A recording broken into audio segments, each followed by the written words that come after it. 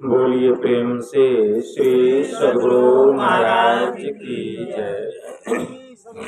महाराज की श्री सद्गुरु महाराज की जय। श्री सद्गुरु महाराज की जय।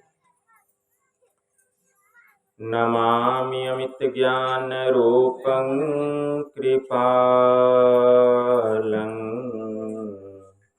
अगम बोधदाता सुबुद्धि निधि विशालम् क्षमाशीलयति धीर गंभीर ज्ञानम् धर्मकील दृढ़ धीर समधीर ध्यानम् जगत त्राणकारी अघारी उदारम् भगत प्राण रूपं दयागुण अपारम् नमो सतगुरुम ज्ञान दाता सुस्वामी नमामि नमामि नमामि नमामि नमामि नमामि नमामि। महाराज सद्गुरु है राजन को राजा है जिनकी कृपा से सर सर्व काजा भने में ही सोई परम गुरु नमामि नमामि नमामि नमामि नमामि नमामि नमामि नमामि। श्री सद्गुरु महाराज की जय। अव्यक्त रूप में 20वीं सदी के महान संत परमाराध्य संत सद्गुरु महर्षि में ही परमहंस जी महाराज के श्री चरणों में कोटि कोटि नमन। आदरणीय सत्संग प्रेमी गुरुजनों, भक्तिमती माताओं एवं धर्मशीला बहनों,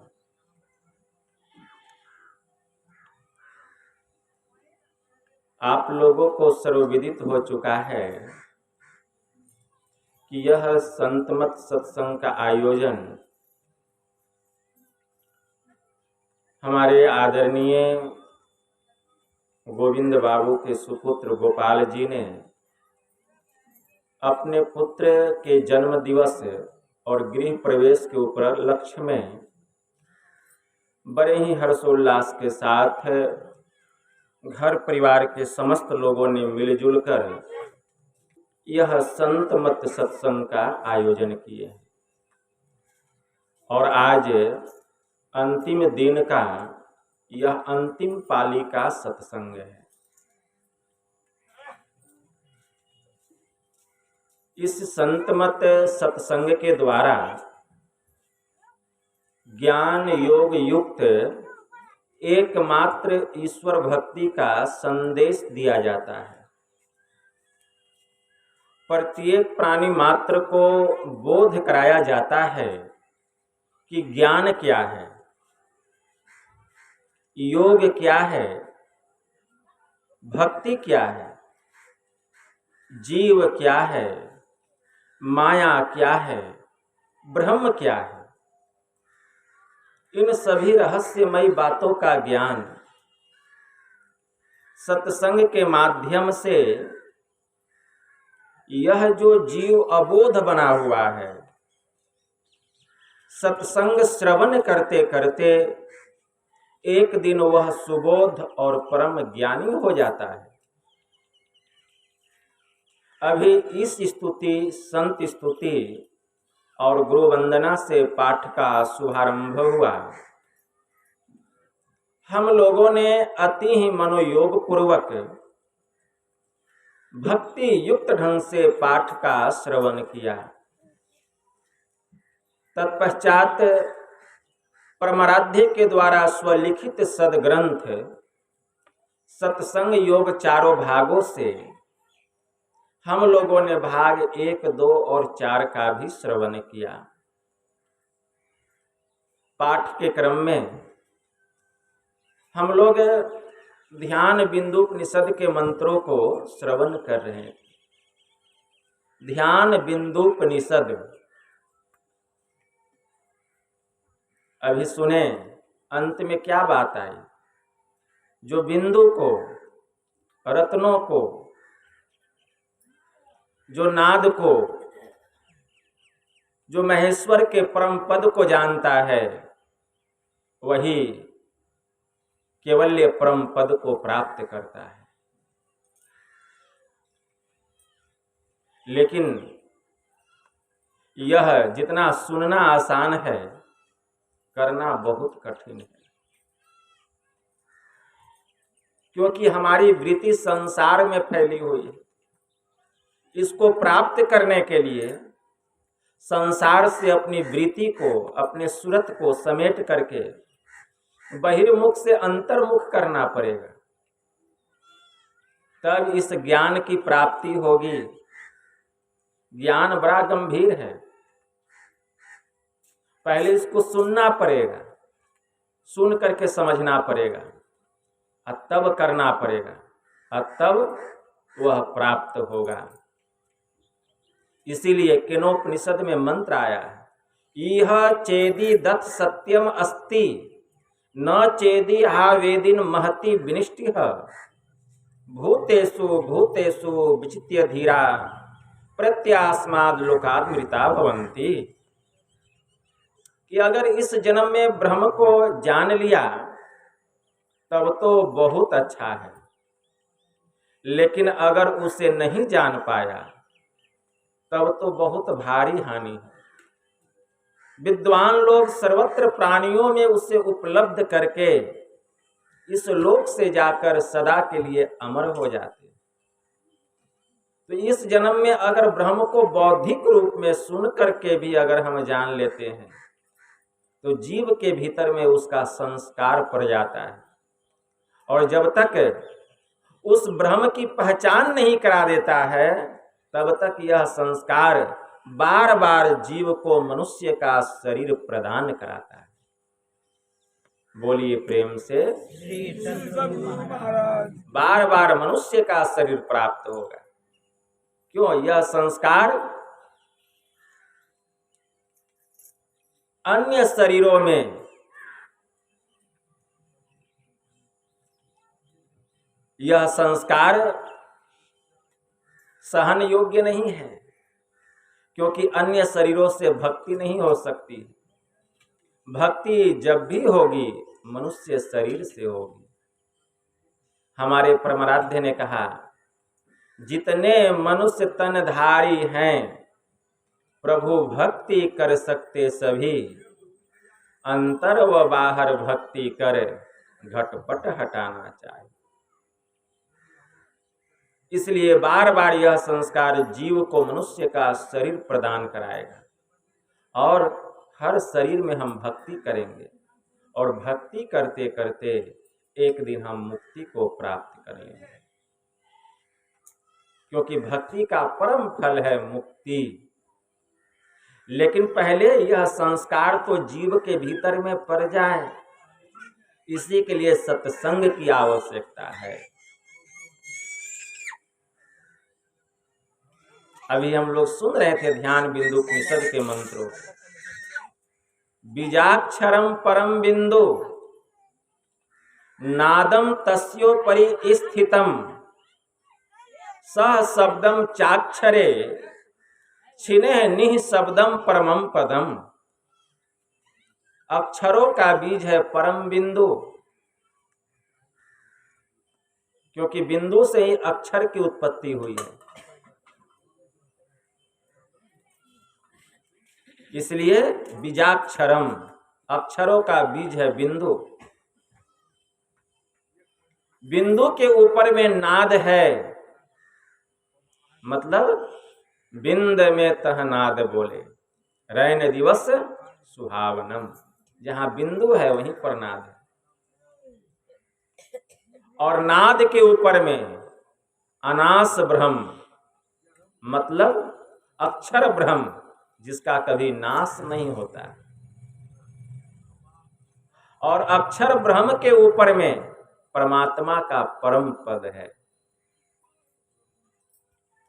तो पहले बिंदु को प्राप्त करना पड़ेगा। क्या वह खो गया है? सबके भीतर में, लेकिन हम ही वहां से हट गए हैं। अगर हम पुनः अपने मन को समेट करके अगर वहां स्थिर कर दें तो देखिए वह बिंदु चमचमाता हुआ उज्जवल बिंदु, श्वेत बिंदु दिखाई देने लगेगा। एक फकीर ने बड़ा अच्छा कहा,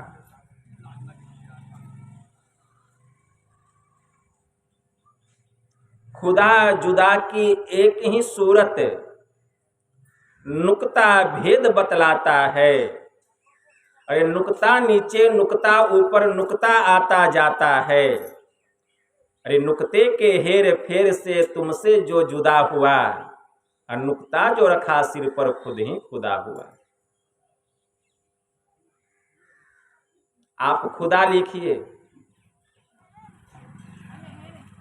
फारसी भाषा में खुदा लिखिए और जुदा लिखिए, दोनों का लिखावट एक जैसा है। अगर अंतर केवल है तो नुक्ता का अंतर है। अगर नुक्ता ऊपर हो गया तो खुदा, और नुक्ता नीचे पड़ गया तो जुदा। तो नुक्ता का अंतर है, एक बिंदु का अंतर है। नुक्ता नीचे, नुक्ता ऊपर, नुक्ता आता जाता है, लेकिन सूरत तो एक ही है। इसलिए नुक्ते के हेर फेर से तुमसे जो जुदा हुआ, और नुक्ता जो रखा सिर पर तो खुद ही खुदा हुआ। यह कला है। किसी अच्छे मुर्शिद से, संत सदगुरु से इसका ज्ञान हासिल करना चाहिए। हमारे परमाराध्य ने कहा, नोकते सफेद सन्मुख झलके झलाझली, अरे सहरग में नजर थिर कर तज मन की चंचली। संतों ने कही राह यही शांति की असली, अशांति को जो तू चाहता तो तज और जो नकली। तो शांति को चाहते हैं तो क्या करना पड़ेगा? नकली को छोड़ना पड़ेगा। गुरु महाराज कह रहे हैं कि शांति को जो तू चाहता तज और जो नकली। गुरु महाराज की वाणी में आए, यह जानता कोई राज दो गुरु की शरण जो ली। जो गुरु के शरण में गया वही इस रहस्य को जानता है। सब कोई जान सकता है, सब नहीं जान सकता। अति दीन होके जिसने सत्संग सुमति ली, अपने को सोई में ही गुरु शरण में कर ली। इसलिए गुरु के चरणों में समर्पित होना पड़ेगा। हमारे परमाराध्य ने कहा, लाया हूं तूफान से किश्ती निकाल कर, और इस ज्ञान को रखना मेरे बच्चों संभाल कर। कैसा ज्ञान है, साधारण नहीं है, बहुत गंभीर ज्ञान है। तो बीजाक्षरम परम बिंदु नादम तस्योपरि स्थितम, स शब्दम चाक्षरे छिनेह निह शब्दम परमम पदम। अब भगवान शिव जी क्या कह रहे हैं? बिंदु नाद महालिंगम शिव शक्ति निकेतनम देहम शिवालयम प्रोक्तम सिद्धिधम सर्वदेही नाम। कि बिंदु और नाद इसी को महालिंग कहा गया। महालिंग बिंदु क्या है? प्रतीक के रूप में अगर जानना चाहते हैं तो पहले प्रतीक के रूप में जानिए। आप शिवालय गए होंगे तो देखे होंगे नीचे में जो है वह जलढरी बनी हुई है और जलढरी के ऊपर में शिवलिंग खड़ा है। तो वह जो जलढरी है वह बिंदु का प्रतीक है और वह जो शिवलिंग खड़ा है वह नाद का प्रतीक है। यह तो प्रतीकात्मक रूप बतलाया गया, लेकिन वास्तव में वास्तविक बिंदु क्या है और वास्तविक नाद क्या है? तो भगवान शिव जी कह रहे हैं कि शिव शक्ति निकेतनम। वास्तविक शिवालय कौन है? तो भगवान शिव जी ने कहा कि यह जो हमारा शरीर है यही शिवालय। हमारा जो शरीर है यही शिवालय है जो 3.5 हाथ का है। यह असली शिवालय है। अब बाहर में जो शिवालय है वह नकली शिवालय है। कौन कह रहे हैं? भगवान शिव जी कह रहे हैं।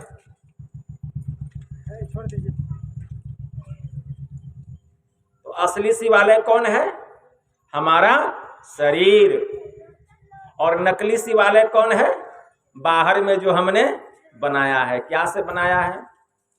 सीमेंट, छर्री, छर, बालू, ईंटा, पत्थर मिला करके बनाया है।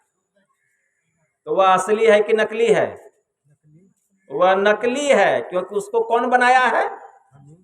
उसको मनुष्य ने बनाया है। कौन कह रहे हैं? भगवान शिव। समझिए, भगवान शिव जी कह रहे हैं उस शिवालय को किसने बनाया है? मनुष्य ने। क्या से बनाया? सीमेंट, छर्री, छर, बालू, ईंटा, पत्थर मिला करके बनाया। तो वह नकली शिवालय है और यह जो शरीर है यह असली शिवालय है, क्योंकि इसको भगवान शिव ने बनाया।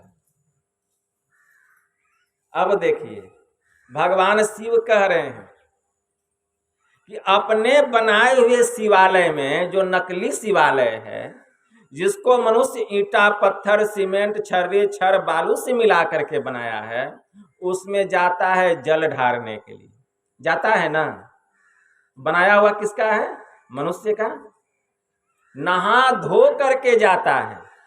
जाता है, फूल चढ़ाता है, बेलपत्र चढ़ाता है, दूध से उसको नहलाता है, मेवा मिष्ठान चढ़ाता है, पुष्प समर्पित करता है और श्रद्धा के साथ प्रणाम करके अपनी मन्नतें वह मांगता है और फिर वह घर वापस आता है।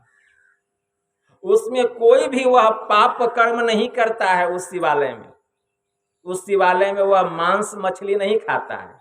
कोई खाता है शिवालय में जाके मांस मछली? उसमें बीड़ी सिगरेट नहीं पीता है। उसमें दारू, ताड़ी, गांजा, भांग, अफीम नहीं लेता है। अपने बनाए हुए शिवालय में। क्यों? उसको डर लगता है। यह भगवान शिव जी का शिवालय है, उसको डर लगता है। लेकिन जो शिवालय मैंने बनाया है, यह मनुष्य का शरीर, जो असली शिवालय है, इसमें वह बेधड़क होकर के दारू, गांजा, भांग, अफीम, मांस, मछली, अंडा, गंडा सब देता है इस शरीर के भीतर में। मतलब मेरे बनाए हुए शिवालय को वह अपवित्र करता है और अपने बनाए हुए शिवालय को वह पवित्र करता है। कितनी बड़ी अज्ञानता है। मतलब जो शिवालय मैंने बनाया उसको क्या करता है? गंदा करता है, अपवित्र करता है। उसमें मांस मछली से भोग लगाता है, दारू ताड़ी से उसमें जल ढारता है, अपने मेरे बनाए हुए शिवालय में, अपने बनाए हुए शिवालय में दूध से नहलाता है, बेलपत्र चढ़ाता है, फूल चढ़ाता है, पुष्प चढ़ाता है, मेवा मिष्ठान चढ़ाता है। मतलब अपने बनाए हुए शिवालय को वह पवित्र करता है। उसमें उसको डर लगता है कोई पाप कर्म करने में, लेकिन मेरे बनाए हुए शिवालय को वह पवित्र करता है निडर हो करके, उसमें उसको डर नहीं लगता है। कितनी बड़ी अज्ञानता है। ये भगवान शिव जी कह रहे। इसीलिए यह परमात्मा का बनाया हुआ 3.5 हाथ का जो शरीर है, यही वास्तविक शिवालय है। इस शिवालय को पवित्र रखिए। और इसके भीतर में भगवान शिव और माता पार्वती विराजमान हैं, इस शरीर रूपी शिवालय में। कैसे? तो भगवान शिव जी ने कहा, बिंदु नाद महालिंगम शिव शक्ति निकेतनम देहम शिवालयम प्रोक्तम सिद्धिदम सर्वदेहिना। बिंदु रूप में माता पार्वती का वास है। नाद अर्थात शब्द के रूप में भगवान शिव इस शरीर के भीतर में रहते हैं। और इसी शरीर के भीतर में प्रत्येक प्राणियों को सिद्धि मिलती है, बाहर में किसी को सिद्धि नहीं मिलती। इसीलिए इस शरीर को पवित्र रखिए। आपका अगर शरीर पवित्र रहेगा तब आपका मन भी पवित्र रहेगा। श्री जबाल दर्शनोपनिषद में एक मंत्र आया, चितम अंतर्गतम दुष्टम तीर्थ स्नान शुद्ध्यति सतसो अपि जलेर ढोरतम सूरा भांड मीमा शुचि। भीतर में रहने वाला यह जो दूषित चित्त है, यह तीर्थों में स्नान करने से पवित्र होने वाला नहीं है। जैसे मदिरा का पात्र सैकड़ों बार जल से धोने पर भी वह शुद्ध होने वाला नहीं। यह पवित्र कहाँ होगा? जबकि हम सत्संग में आएंगे, तभी यह मन पवित्र होगा। स्वामी ब्रह्मानंद जी महाराज की वाणी में आया, सत्संगत जग सार साधो सत्संगत जग सार रे, काशी नहाए मथुरा नहाए नहाए हरिद्वार रे, अचार धाम तीरथ करी आए मन का नहीं सुधार रे। वन में जाए कियो तप भारी, काया कष्ट अपार रे, इंद्री ने जित करी न बस अपने हृदय नाही विचार रे। मंदिर जाए करे नित पूजा, राखे बड़े आचार रे, असाधु जन की कदर न जाने मिले न सृजनहार रे। खूब मंदिर में जाते हैं, पूजा करते हैं, पाठ करते हैं, लेकिन संत महात्माओं का सम्मान नहीं करते, आदर नहीं करते हैं, सत्कार नहीं करते हैं। तो साधु जन की कदर न जाने मिले न सृजनहार रे। कैसे वे परमात्मा मिलेंगे? बिनु सत्संगत ज्ञान न उपजे, कर ले जतन हजार रे। कितना भी आप जतन कर लीजिए, लेकिन जब तक हम सत्संग नहीं करेंगे, ज्ञान होने वाला नहीं। जैसे धरती से सभी प्रकार के कंद मूल फल फूल की प्राप्ति होती है, वैसे ही सत्संग से सभी प्रकार का ज्ञान प्राप्त हो जाता है। इसलिए सत्संग करना पड़ेगा। श्री जबाल दर्शनोपनिषद में एक दूसरा मंत्र आया है, ज्ञान शौचम परित्यज्य बाह्ये यो रमते नरः, स मूढ़ कांचनम त्यक्त्वा लोष्ठम गृह्णाति सुब्रत। जो ज्ञान शौच को छोड़कर बाहरी शौच में पड़ा रहता है, वह मूर्ख सोने को छोड़कर मिट्टी का ढेला हाथ में लेता है। ज्ञान शौच किसको कहा गया? इसी सत्संग को कहा गया, क्योंकि यहां आने पर ज्ञान की प्राप्ति होती है। दुनिया में ऐसी कोई पाठशाला नहीं है जहां जाने पर आपको ज्ञान हो जाए ब्रह्म के बारे में। सत्संग ही वह पाठशाला है जहां आने पर जीव को जीव माया और ब्रह्म के संबंध में ज्ञान प्राप्त होता है। यही एक माध्यम है ज्ञान को प्राप्त करने का, सत्संग। इसलिए भगवान शिव जी माता पार्वती से कहते हैं, गिरिजा संत समागम सम न लाभ कछु आन, अब बिनो हरि कृपा न होई सो गावही वेद पुराण। कि संतों के समागम के समान, मिलन के समान इस संसार में कोई दूसरा लाभ नहीं है, भगवान शिव जी कह रहे हैं। गुरु बिनु भव निधि तरय न कोई, जो बिरंची शंकर सम होई। चाहे कोई ब्रह्मा विष्णु और महेश के समान क्यों न हो जाए, लेकिन बिना गुरु का संसार रूपी सागर से वह पार नहीं हो सकता।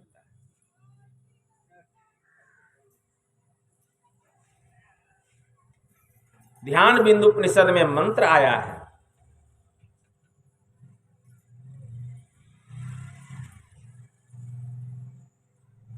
ध्यान बिंदु उपनिषद कहता है, पर्वत के समान फैला हुआ कई योजन तक पाप क्यों न हो, वह ध्यान योग से नष्ट हो जाता है।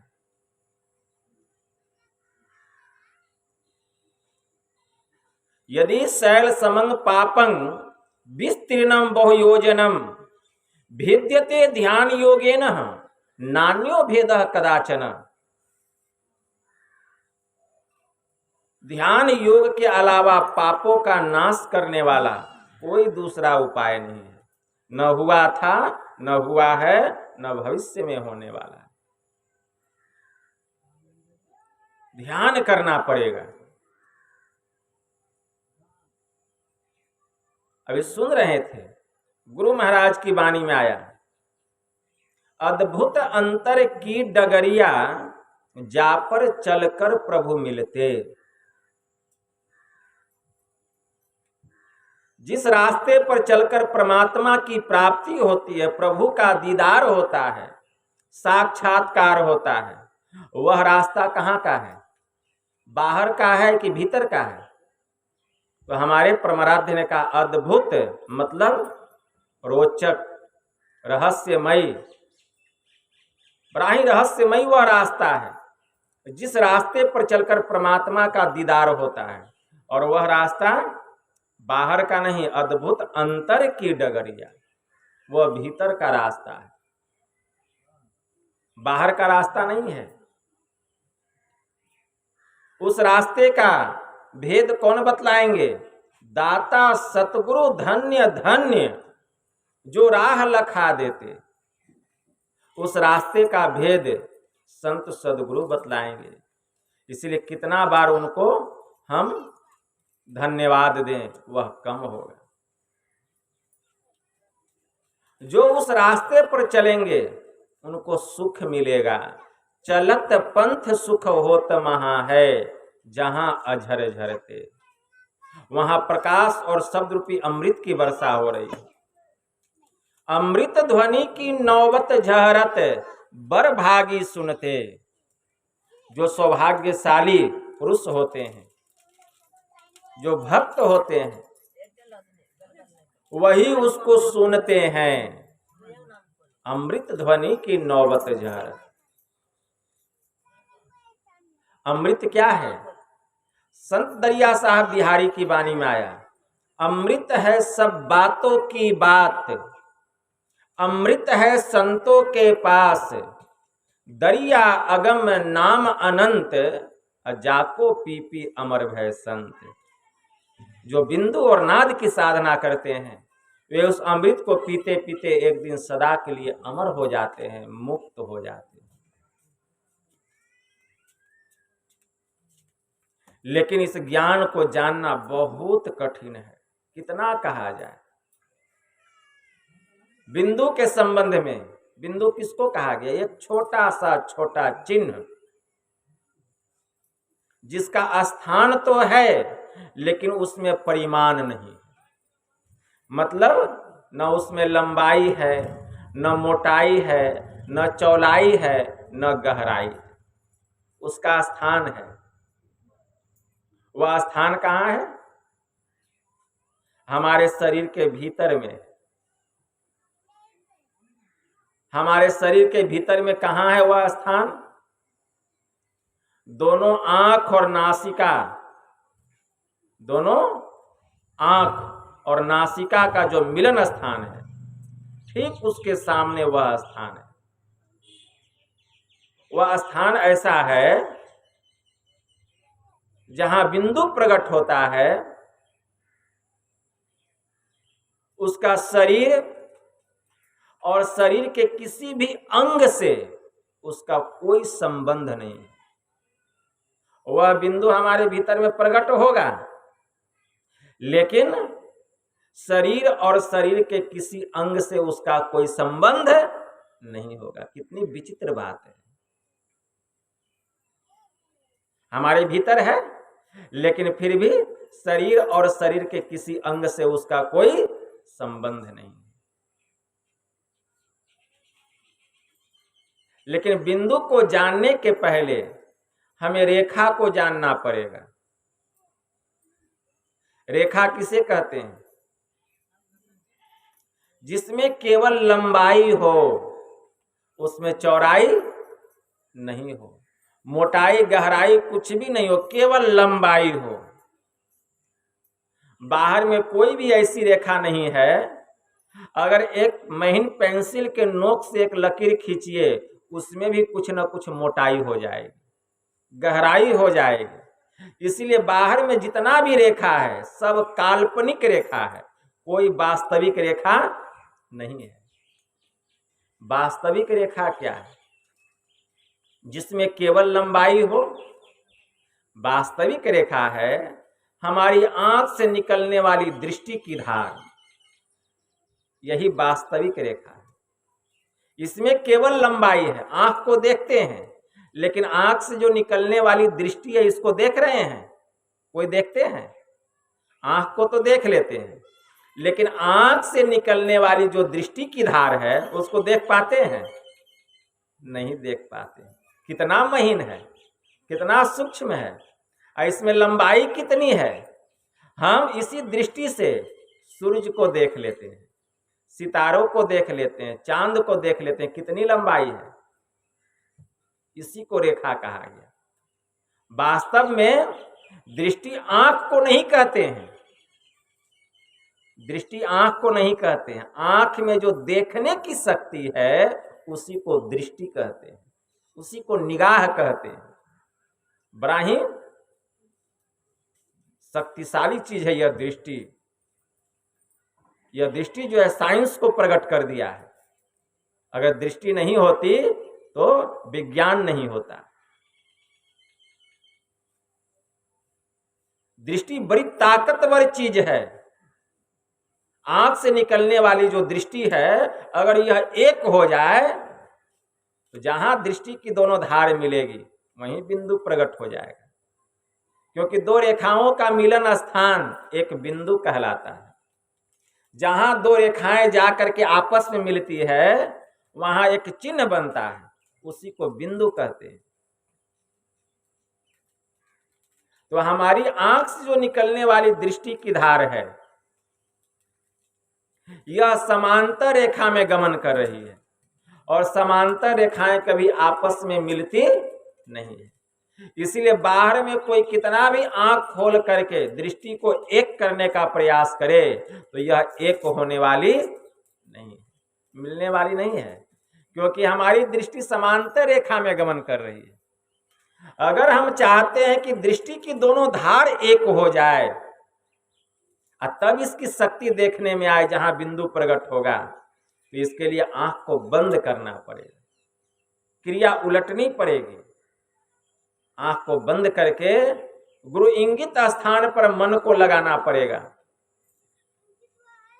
वहां ध्यान लगाना पड़ेगा। जब वहां ध्यान लगाएंगे तो यह आधा घंटा एक घंटा की बात नहीं है, घंटों बैठना पड़ेगा।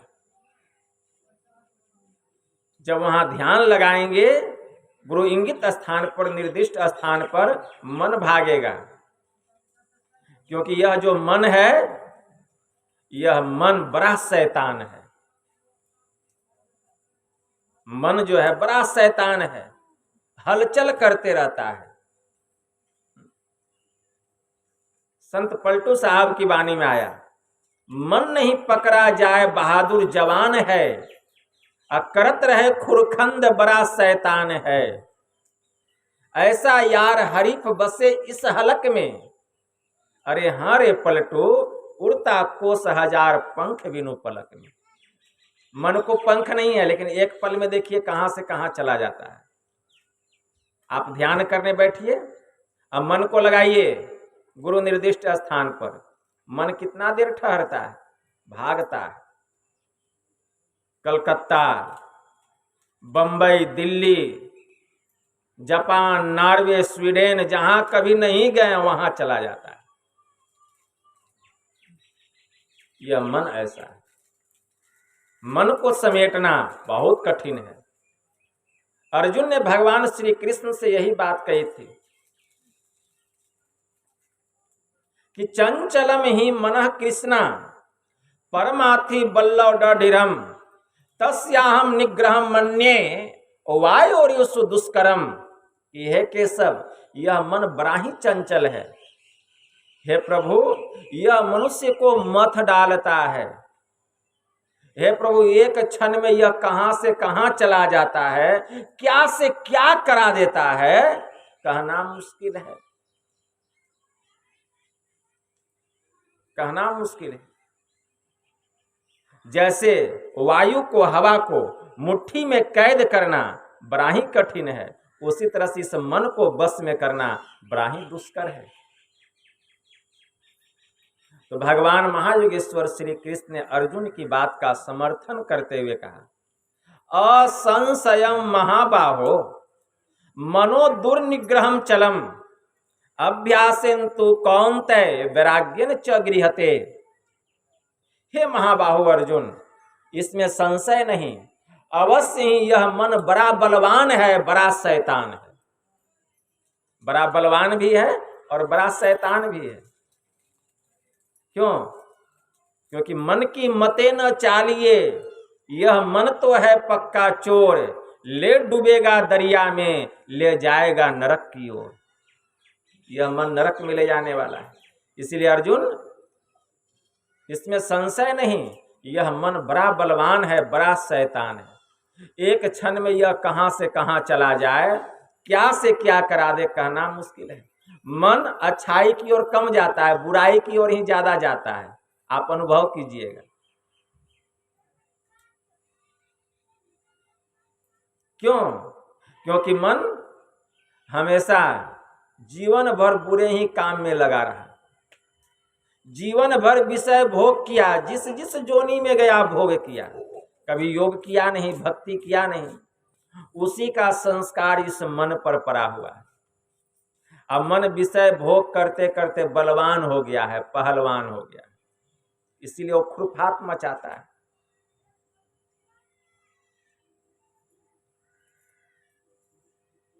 एक क्षण में जब हम खूब ध्यान करते हैं, भजन करते हैं, गुरु में अपने चित्त को, प्रभु में अपने मन को लगा करके रखते हैं, तो मन जो है हमारे पैर के नीचे आ जाता है और हमारा चरण पकड़ लेता है और कहता है, आप ही मेरे माई बाप हैं।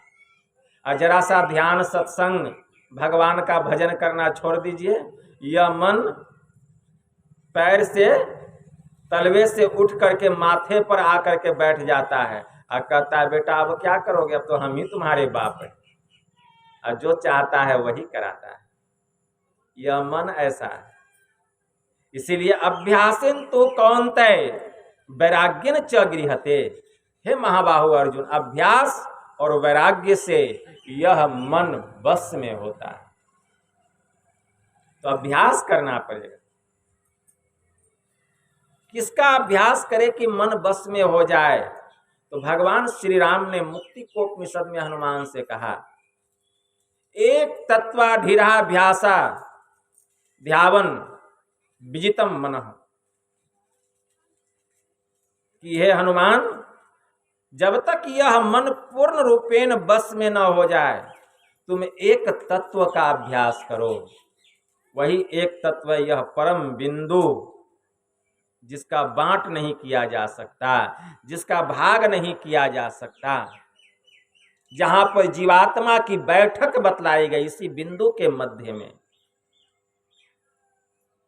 बिंदु ध्यान करना पड़ेगा मन को बस में करने के लिए। भगवान शिव जी ने ब्रह्मा जी से कहा कि हे ब्रह्मा जी, माया शक्तिर ललाटस्य अग्रभागे व्योमा अंबुजे तथा नाद रूपा प्राशक्तिर ललाटस्य तु मध्य में भागे बिंदुरमय शक्तिर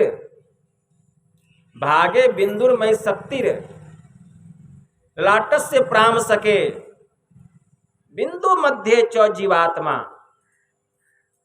बिंदु रूपे च जीवात्मा सूक्ष्म रूपेण वर्तते। भगवान शिव कह रहे हैं कि हे ब्रह्मा जी, ललाट के सबसे ऊपरी भाग में माया शक्ति परमात्मा विराजमान है, और नाद रूपा पराशक्ति ललाट से तो मध्य में, ललाट के मध्य भाग में नाद रूपा पराशक्ति विराजमान है। भागे बिंदुमय शक्ति ललाट से प्राम सके, ललाट के निचले भाग में बिंदु रूपी शक्ति विराजमान है। अब बिंदु मध्य च जीवात्मा सूक्ष्म रूपेण वर्तते, अब बिंदु के मध्य में जीवात्मा सूक्ष्म रूप में बैठा हुआ। लाट के निचले भाग, दोनों आंख और नासिका का जहां मिलन हुआ है, ठीक उसके सामने वह स्थान है। वहीं पर अपने मन को लगाना पड़ेगा। मन बार बार भागेगा, बार बार मन को समेट कर वहां लगाइए। लगाते लगाते आपकी धारणा बन जाएगी, लेकिन प्रत्याहार करना बहुत जरूरी है। गुरु महाराज की वाणी में आया, जहाँ जहाँ मन भगी जाए ताही तह तह से तत्क्षण, अब फेरी फेरी ले आइए लगाइए ध्यय में आपन, ऐसे ही करी प्रत्याहार धारणा धारण धरी के, अरे हारे में ही औरो आगे बढ़िए चढ़िए धर धारा धरी के।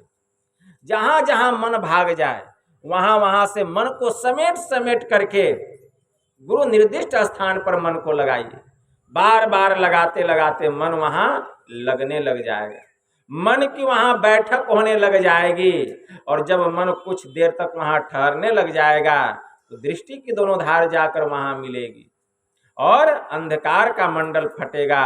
वहीं पर चमचमाता हुआ ज्योतिर्मय बिंदु प्रकट हो जाएगा और यह मन पूर्ण रूपेण बस में हो जाएगा। मन को बस में करने का बस यही एक उपाय है और कोई दूसरा साधन नहीं। जब तक यह मन बस में नहीं हुआ है, यह मन माया में भटकते रहेगा और जो नहीं करने का वही इंद्रियों के माध्यम से कराते रहेगा। मन जिधर कहेगा आंख को देखने के लिए, आंख उधर ही देखेगी।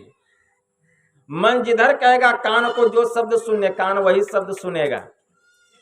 तो जिसका मन बस में नहीं हुआ है, जो नहीं देखने का वही देखेगा, क्योंकि मन वही कराएगा। जिसका मन बस में नहीं हुआ है, जो नहीं सुनने का, मन वही कहेगा सुनने के लिए। जिसका मन बस में नहीं हुआ है, नासिका को जो कहेगा, नासिका वही सुगंध दुर्गंध ग्रहण करेगी।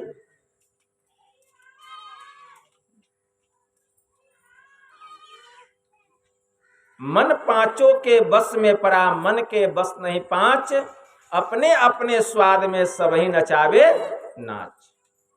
यह मन नाचता रहेगा। इसलिए मन को बस में करना पड़ेगा। जिसका मन बस में हो गया है, उससे जितने कर्म होंगे सब प्रकाशित कर्म होंगे।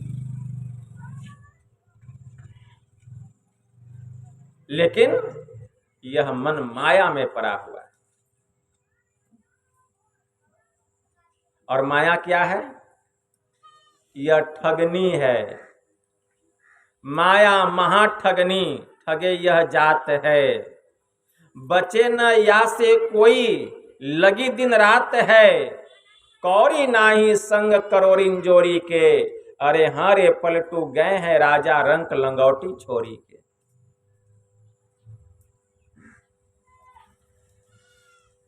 माया महाठगनी, ठगे यह जात है।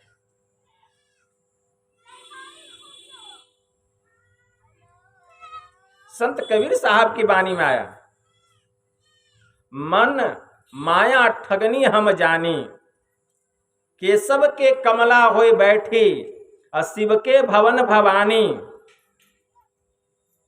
पंडा के मूरत होय बैठी, तीरथ में भई पानी। यह मन जो है, काहू के हीरा होय बैठी, काहू के कौरी कानी। ब्रह्मा के ब्रह्मानी होय बैठी, राजा के घर रानी। यह मन ऐसा है। कहे कबीर सुनो हो संतो, ये सब अकथ कहानी। संत कबीर साहब ने कहा, चेत करूं हो जोगी बिलैया मारे मटकी। ब्रह्मा को मारे विष्णु को मारे, और नारद बाबा को सभा बिच पटकी। ज्ञानी को मारे ध्यानी को मारे, और पंडित बाबा के वेद सब सटकी। और कहे कबीर एक बार हमरो पर झपटी, और काशी से ली मगहर में जाकर पटकी। तो जब तक यह मन माया में फंसा रहेगा, कोई माया से बचने वाला नहीं है, क्योंकि माया ने किसी को नहीं छोड़ा। इसीलिए मन को शुभ कार्यों में लगाना चाहिए, ध्यान सत्संग में लगाना चाहिए। जिसका मन बिंदु पर जाकर के स्थिर हो जाता है, बिंदु में प्रवेश कर जाता है, वह मन पिंडी मन नहीं ब्रह्मांडी मन कहलाता है। और तब वही मन सूक्ष्म नादों को सुनता है। कैसे सुनता है? सूरत के कान से। मन के संग में सूरत है। जैसे दूध में घी रहता है, उसी तरह मन में सूरत रहता है।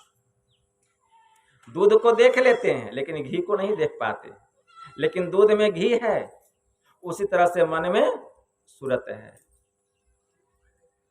जैसे ही हम शब्द साधना करते हैं, शब्द साधना करते करते जैसे ही अंधकार मंडल से प्रकाश मंडल में जाते हैं, अब प्रकाश मंडल में शब्द साधना करते करते प्रकाश मंडल का जो केंद्र है त्रिकुटी महल, जब उस पर मन चढ़ाई करने लगता है तो मन के खोल से सूरत निकल जाता है।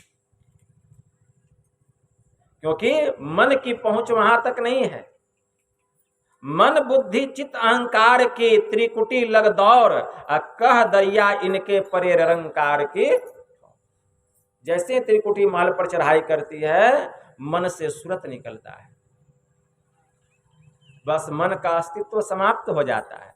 मन का अस्तित्व तब तक है जब तक कि मन के संग में सूरत है। जैसे ही मन से सूरत निकल जाएगा, मन का अस्तित्व मिट जाएगा, मन का अस्तित्व समाप्त हो जाएगा। इसलिए शब्द साधना जब हम करते हैं तो शब्द साधना करते करते क्या होता है, हमारी जो सूरत है यह मन के खोल से बाहर निकलती है और शैलेशी अवस्था में, अकंप अवस्था में शब्द साधना करते करते यह अरूप जगत में प्रवेश करती है। अरूप जगत मतलब कारण मंडल में और महाकारण मंडल में प्रवेश करती है। इसको अदृश्य जगत कहा गया। और तब लास्ट में सार शब्द की साधना, ब्रह्मनाद की साधना। जैसे ही अदृश्य जगत को हमारी सूरत पार करती है, शैलेशी अवस्था में, अकंप अवस्था में, यह अपने निज घर में जाती है।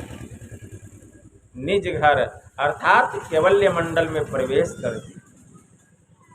केवल्य मंडल में जैसे ही केवल्य दशा को प्राप्त करती है, सूरत को अपना ज्ञान होता है, आत्मा को अपनी पहचान होती है कि मैं कौन हूँ, कहाँ से आई हूँ और मैं कहाँ फंसी हुई थी। इस संसार में फंसी थी माया के जाल में।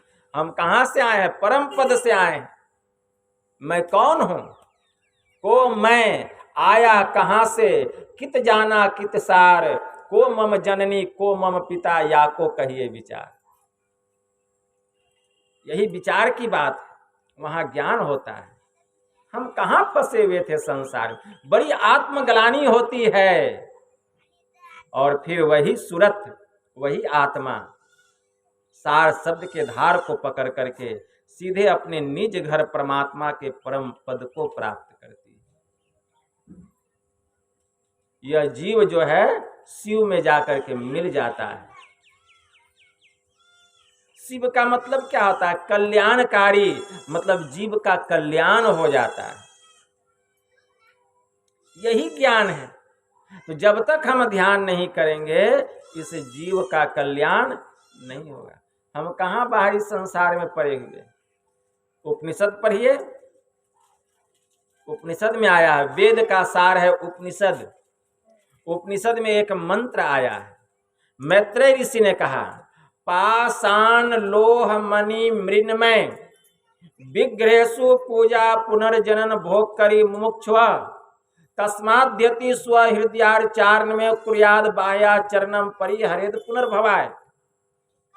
मतलब पाषाण मतलब पत्थर, लोहा, मणि, मिट्टी की मूर्ति इत्यादि की पूजा करने से मोक्षार्थी को पुनः बार बार भोग जन्म की प्राप्ति होती है। इसीलिए यति को चाहिए कि वे अपने हृदय का पूजन करे, सारांश अंतर्मार्गी बने, बाह्य पूजन से अपने को खूब बचा करके रखे और एक ईश्वर पर ही पूरा भरोसा रखे, पूर्ण विश्वास रखे, उस ईश्वर की भक्ति करे।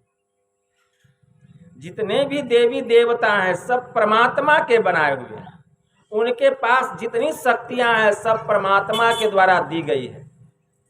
क्या सब देवी देवता मिल करके एक ईश्वर को बना सकते हैं? 33 करोड़ देवी देवता बतलाए गए और 33 करोड़ देवी देवता को बनाने वाले कौन हैं? एक ईश्वर है, एक परमात्मा है ना।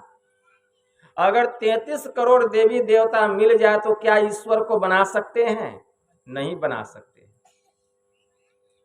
इनके पास जितनी शक्तियां हैं सब परमात्मा ने दी है, ईश्वर की दी हुई शक्तियां हैं। इसलिए ईश्वर जो है वे सबसे बड़े हैं, सबसे श्रेष्ठ हैं, सबसे महान हैं। और ऐसे जो महान परमात्मा हैं, इनका जो ज्ञान है वह वेद में भरा हुआ है। वेद में ईश्वरीय ज्ञान है। हमारा वेद क्या कहता है? एकम सद्विप्रा बहुधा वदन्ति एकम ब्रह्म द्वितीयो नास्ति। कि वह परमात्मा एक है, वह अद्वितीय है, उसके जैसा दूसरा कोई नहीं है। जो कोई कहता है कि एक ब्रह्म के अलावा दो है, चार है, हजार है, लाख है, वह ब्रह्म नहीं, वह सब नाशवान है, वह सब नाशवान। और एकम सद्विप्रा बहुधा वदन्ति, लेकिन उसी एक परमात्मा को, उसी एक ब्रह्म को जो विद्वजन हैं, जो बुद्धिमान लोग हैं, उसी एक परमात्मा को अनेक नामों से विदित करते हैं। उसी एक परमात्मा जो हमारे हिंदू धर्मावलंबी, वैदिक धर्मावलंबी भाई बहन माताएं हैं, उसको भगवान कहते हैं, ईश्वर कहते हैं, परमात्मा कहते हैं। जो हमारे ईसाई धर्मावलंबी हैं उसी को गॉड कहते हैं या स्वर्ग अस्त पिता कहते हैं। जो हमारे इस्लाम धर्मावलंबी हैं उसी को खुदा कहते हैं या अल्लाह कहते हैं, उसी एक परमात्मा को। जो हमारे बौद्ध धर्मावलंबी हैं उसी को बुद्ध कहते हैं। जो जैन धर्मावलंबी है उसी को जिन या तीर्थंकर कहते हैं। जो हमारी यहूदी धर्मावलंबी है उसी को जेहवा कहते हैं। जो पारसी धर्मावलंबी है उसी को अहुर मज्द कहते हैं। जो चीनी धर्मावलंबी है उसी को तितीन कहते हैं। तो क्या इतना कहने से परमात्मा इतने हो गए? अरे वे एक ही एक रहते हैं। एक रहते हैं। एक महात्मा जी जा रहे थे एक रास्ते से, वहां बहुत सारे धर्मावलंबी बालक आपस में मिल करके खेल रहे थे। खेलते खेलते वे लोग आपस में झगड़ने लग गए। तो झगड़ने लग गए तो महात्मा जी देखते हैं कि क्या बात है, अभी तो बहुत मजे में खेल रहे थे, एक पे क्या बात हो गई कि सब आपस में झगड़ने लग गए। तो महात्मा जी उन बच्चों के पास जाते हैं और उन बच्चों से पूछते हैं, क्या बात है बालक, तुम लोग तो अभी बड़े मजे में खेल रहे थे, क्या बात है कि एक पर एक तुम लोग आपस में लड़ाई झगड़ा करने लग गए। तो उसमें जो हिंदू धर्मावलंबी बालक था, वैदिक धर्मावलंबी, वह कहता है कि देखिए ना बाबा, मैं कहता हूं इन लोगों से कि मैं तारबूज खाऊंगा, लेकिन ये लोग कहते हैं कि नहीं, यह कहता है कि मैं हिंदवाना खाऊंगा, यह कहता है कि मैं वाटरमेलन खाऊंगा। मतलब जो इस्लाम धर्मावलंबी बालक था वह कहता था कि नहीं, मैं तारबूज नहीं, मैं हिंदवाना खाऊंगा। जो ईसाई धर्मावलंबी बालक था वह कहता था कि मैं वाटरमेलन खाऊंगा। लेकिन महात्मा जी तो सब जानते थे, अरे तारबूज कहो, वाटरमेलन कहो, हिंदवाना कहो, एक ही है, वस्तु एक है, नाम अलग अलग है। तो महात्मा जी समझ गए और तीनों बच्चों से पैसा ले लिए और कहते हैं कि मैं तुम लोगों का चीज ला करके देता हूँ। और जाते हैं तारबूज के दुकान में और 3 फांक करा लेते हैं और एक सफ़ेद कपड़े से उसको ढक लेते हैं और ला करके एक फांक वैदिक धर्मावलंबी बालक को देते हैं। कहते हैं कि देखो यही ना तारबूज है, कहें कि हाँ बाबा यही तारबूज। बालक बड़ा खुश हो गया। दूसरा टुकड़ा इस्लाम धर्मावलंबी बालक को देते हैं, कहते देखो यही ना हिंदवाना है, कहा कि हाँ बाबा यही हिंदवाना है। वह बालक भी बड़ा खुश हो गया। तीसरा टुकड़ा वह ईसाई धर्मावलंबी बालक को देते हैं, कहते देखो यही ना वाटरमेलन है, कहें कि हाँ बाबा यही वाटरमेलन। तो वस्तु तो एक है लेकिन नाम अलग अलग है, जिस कारण तीनों आपस में झगड़ रहे थे। कारण क्या था? नाम अलग अलग था, लेकिन यह पता नहीं था कि वस्तु भी एक ही एक है। उसी प्रकार वह परमात्मा एक है लेकिन उसका नाम अलग अलग है। कोई ईश्वर कहते हैं, कोई गॉड कहते हैं, कोई अल्लाह कहते हैं, कोई खुदा कहते हैं, कोई अहुरमज़्द कहते हैं, कोई बौद्ध कहते हैं, कोई बुद्ध कहते हैं, कोई जिन कहते हैं, कोई तीर्थंकर कहते हैं, कोई जेहवा कहते हैं, कोई अहुरमज़्द कहते हैं, कोई तितिन कहते हैं। लेकिन इतना कहने से परमात्मा इतने नहीं हो गए, वे एक ही एक रहते हैं। तो एकम सद्विप्रा बहुधा वदन्ति एकम ब्रह्म द्वितीयो नास्ति। वह परमात्मा एक है लेकिन विद्वजन अनेक नामों से विदित करते हैं, लेकिन वह अनेक नहीं, एक ही एक रहता है। वह एक परमात्मा कैसा है? मैत्रेय ऋषि ने कहा, एकमेवादित्यम यद गुरुर्वाक्य निश्चितम एतदे कांतिमिति युक्तम न मठो न वनांतरम। वह परमात्मा एक है और वह अद्वितीय है, उसके जैसा दूसरा कोई नहीं। ऐसा गुरु के महावाक्य पर जिसको विश्वास हो गया, उसको एक पवित्र स्थान पर आसन लगा करके कहीं भी जहाँ रहिए उस प्रभु को पाने के लिए अपने भीतर में ध्यान लगाना चाहिए। उसे कहीं मठ में, वन में जाने की कोई आवश्यकता नहीं। यह उपनिषद कहता है, क्योंकि वह प्रभु जब भी मिलेंगे बाहर में नहीं मिलेंगे, हमारे भीतर में मिलेंगे। निज तन में खोज सज्जन बाहर न खोजना, अपने ही घट में हई है अपने में खोजना। यह ज्ञान प्राप्त हो गया। तो जब तक ज्ञान नहीं हुआ है हम आपस में लड़ते हैं, झगड़ते हैं, लेकिन जैसे ही ज्ञान हो गया यह लड़ाई झगड़ा सब समाप्त हो जाता है। हमारे परमाराध्य ने कहा, भिन्न भिन्न इष्टों के पूजने वाले के भिन्न भिन्न इष्ट देव होते हैं। भिन्न भिन्न इष्ट देवों के भिन्न भिन्न नाम रूप होने पर भी सबकी आत्मा अभिन्न है। कोई गणपत्य भक्त होते हैं, गणेश जी की पूजा करते हैं। कोई सौर भक्त होते हैं तो सूर्य भगवान की पूजा करते हैं। कोई दुर्गा काली के भक्त होते हैं तो दुर्गा काली की पूजा करते हैं। कोई ब्रह्मा विष्णु शिव की पूजा करते हैं। कोई हनुमान जी की पूजा करते हैं, लेकिन भक्त की भक्ति तब तक पूर्ण नहीं होती है जब तक कि वह अपने इष्ट के आत्म स्वरूप को न जान ले।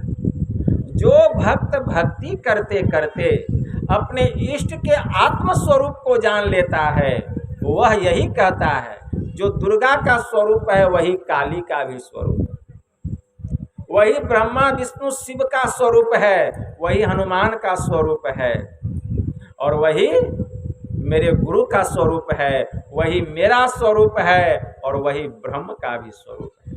यह द्वंद्व समाप्त हो जाता है, क्योंकि स्वरूप में कोई अंतर नहीं है, स्वरूप सबका एक है।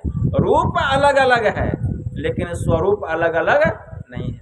यह जो हम इस आंख से देख रहे हैं, रूप को देख रहे हैं, स्वरूप को नहीं देख रहे हैं।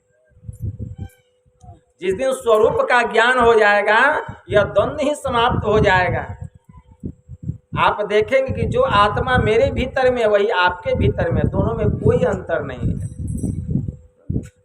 एक बार संत कबीर साहब और ईरान के रहने वाले एक फकीर थे, दोनों अपने अपने शिष्यों को एक दूसरे के बारे में बहुत कुछ महिमा सुनाते रहते थे। ईरान के जो फकीर थे वे संत कबीर साहब की बड़ी प्रशंसा करते कि भारत में एक संत हैं कबीर, बड़े पहुँचे हुए महापुरुष हैं। और संत कबीर साहब भी अपने शिष्यों के सामने प्रशंसा करते, ईरान में एक फकीर हैं बड़े ही पहुँचे हुए। संजोग से सूरत में एक पानी के जहाज पर उन दोनों की मुलाकात हुई। उन दोनों के साथ जो शिष्य थे, सभी शिष्यों को बड़ी खुशी मिली कि इतने दिनों से एक दूसरे को याद करते थे, आज आपस में मिले। आज तो बहुत बात होगी, बहुत मुलाकात होगी, बहुत कुछ सुनने को मिलेगा, बड़ा आनंद आएगा।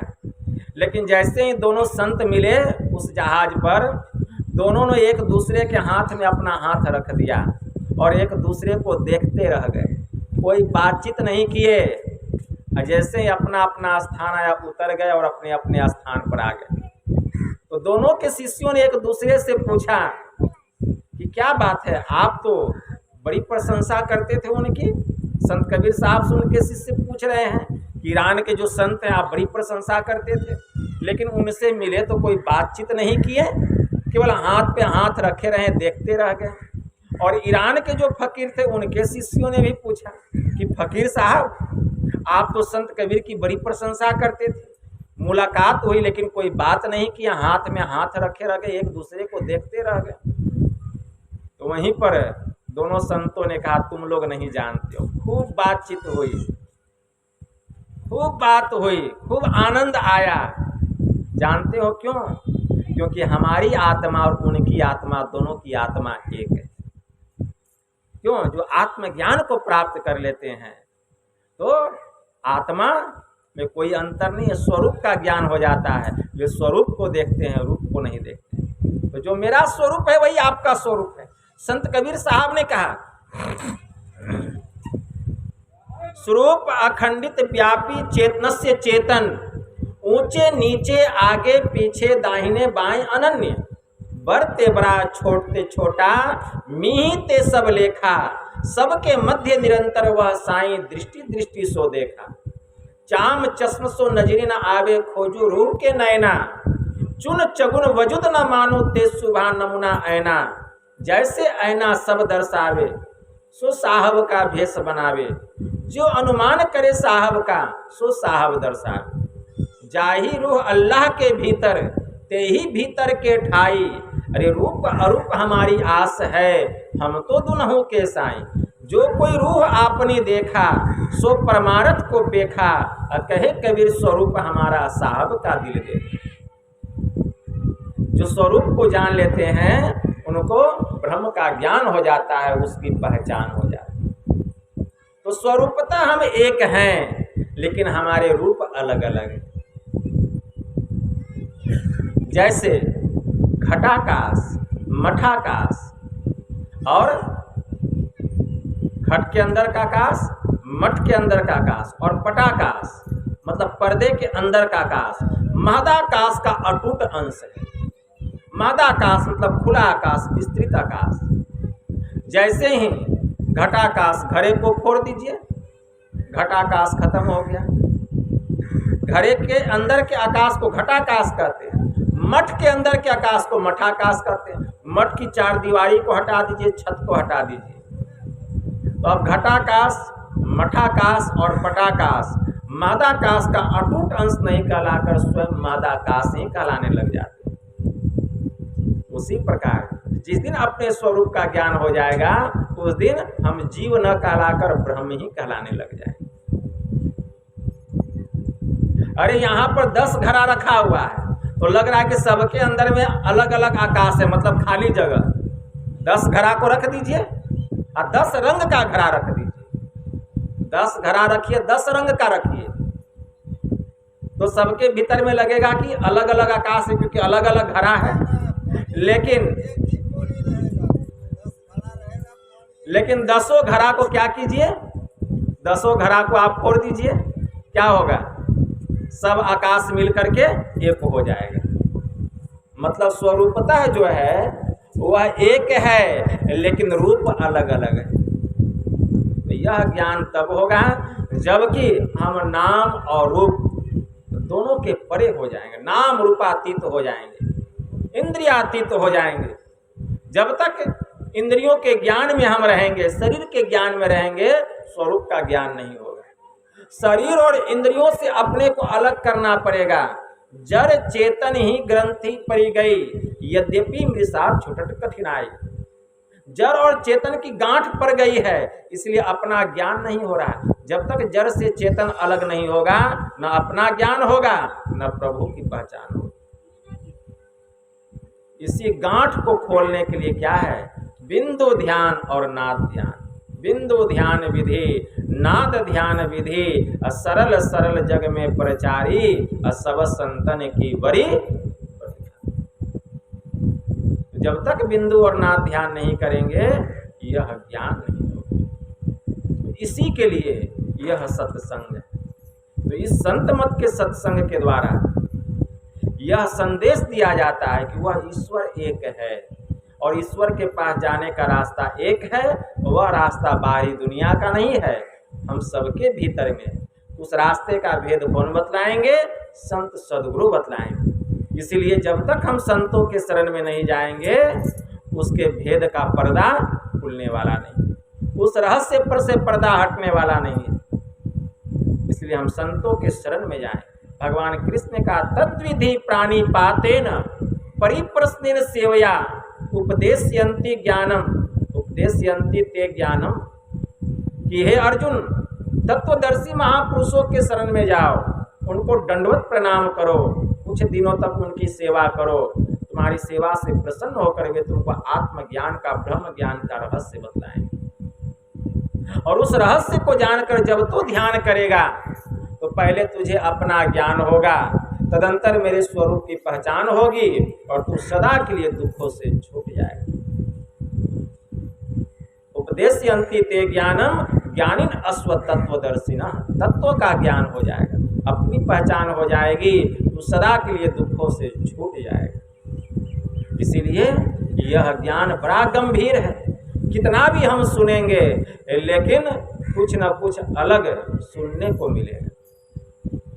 इस ज्ञान को अगर हम पाना चाहते हैं, अगर हम दुखों से छूटना चाहते हैं, अगर मृत्यु पर विजय प्राप्त करना चाहते हैं, तो यम ने नचिकेता से कहा, अशब्दम अस्पर्शम रूपम व्ययम तथा रसम नित्यम गंध वचच्यत अनाद्यनंतम महतम परम ध्रुवम निश्चाय तन मृत्यु मुखात प्रमुच्यते। जो परमात्मा शब्द रहित है, स्पर्श रहित है, गंध रहित है, रस रहित है, जो अनादि और महतत्व से भी परे का है, ऐसे परमात्मा को जानकर जीवात्मा मृत्यु पर विजय प्राप्त कर लेता है। वह मृत्यु के बंधन से, मौत के बंधन से छुटकारा प्राप्त कर लेता है। इस ज्ञान को हम प्राप्त करें, हमारा कल्याण होगा। यही थोड़ा सा आप लोगों की सेवा में कहा। बोलिए प्रेम से श्री सद्गुरु महाराज की जय।